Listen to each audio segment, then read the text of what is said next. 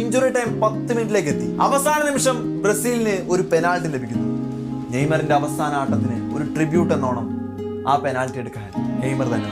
Goal keeper നെയ്മറെ provoke ചെയ്തുകൊണ്ടിരിക്കുന്നുണ്ട്. പക്ഷേ 2010 തന്റെ രാജ്യാന്തര ജേഴ്സിയിലെ അരങ്ങേറ്റ മത്സരം ഇതേ മെറ്റ്ലൈഫ് സ്റ്റേഡിയത്തിൽ കളിച്ച നെയ്മർ തന്റെ അവസാന മത്സരത്തിൽ ഒരു ഗോൾ കൂടെ നേടി ആട്ടം അവസാനിപ്പിക്കും.